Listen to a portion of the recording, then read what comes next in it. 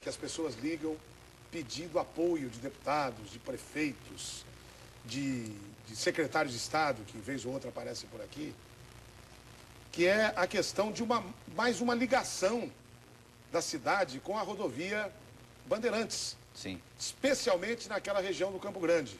Nós temos mais uma cidade grande do lado de lá e que, para ter acesso à rodovia dos Bandeirantes, tem que vir até a cruzamento da João Boy com a Anhanguera, fazer o retorno para depois pegar a Bandeirantes. E sempre o que a gente ouvia é o seguinte, porque é uma rodovia expressa, não pode ter acesso. Isso aí está enrolando há muito tempo, e a população continua sempre solicitando. Eu gostaria que o senhor falasse alguma coisa sobre um projeto seu que pode alterar essa situação e dar uma solução para aquela população enorme que mora na região do Campo Grande. Elton, é uma realidade, você colocou, é um anseio muito antigo, teve promessa de campanhas eleitorais que se abriria ali mais um acesso à rodovia dos Bandeirantes. E tem duas questões isso. A primeira é que é algo realmente necessário pelo tamanho, a proporção que se tornou a cidade de Campinas. E segundo, é um vertente de desenvolvimento para uma região, que é principalmente ali a região do Campo Grande, que tem essa necessidade. É uma região onde já mora muitas pessoas e seria algo muito positivo para Campinas e para esta região. Agora eu aprendi uma coisa, Elton. Eu aprendi que tudo tem uma razão de ser. Que quando a gente quer fazer uma reivindicação, a gente não pode ficar só na superfície, tem que ver o motivo, a causa. E eu fui pegar o que você falou. A Bandeirantes é uma autopista. E qual é o conceito de autopista? É uma entrada por município que ela atravessa na sua extensão. Apenas uma entrada. Isso aí é explícito na lei. Então, o que eu fiz? Qual que é a lógica? Fica difícil você imaginar um município que tem 30 mil habitantes ter uma entrada. E um município que tenha mais de 1 milhão de habitantes também ter uma entrada. É algo desproporcional. Então eu fiz uma lei dizendo o seguinte, fica permitido o segundo acesso para municípios com mais de 500 mil habitantes.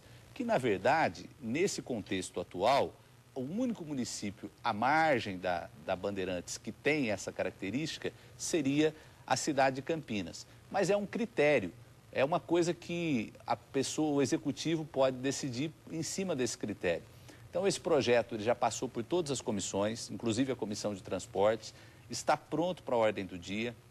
Eu ainda estou enfrentando um pequeno problema, porque alguns amigos, alguns deputados, alguns colegas parlamentares fizeram algumas emendas, baixando para uns 300 mil, outros 100 mil habitantes.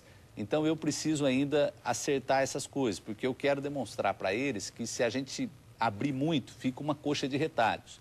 Então eu estou muito esperançoso que a gente vote esse projeto e que aí nós tenhamos um instrumento definitivo para ter mais um acesso ali na rodovia dos Bandeirantes para a cidade de Campinas. Mas essa questão, deputado Jonas Donizete, sempre esbarrou nessa posição da Autoban, que é a concessionária que administra o complexo Anhanguera Bandeirantes. Essa questão da alta velocidade, é uma rodovia de 120 km por hora. Tecnicamente, isso pode ser contornado, o senhor já conversou isso, porque, na verdade, o que acontece? Passa na Assembleia, mas aí a Autoban, essa empresa vai tentar dizer que tecnicamente não pode. Pode, Elton, pelo seguinte, na verdade, esse conceito, qual que era a preocupação deles? Eles falaram, nós vamos abrir para Campinas, depois como que a gente vai falar não para os outros? Essa era a preocupação, porque mais um acesso em Campinas não vai trazer problemas para Bandeirantes. O problema é depois, abre Campinas, depois abre outro município, aí fica muitos acessos, aí sim tira a característica de autopista.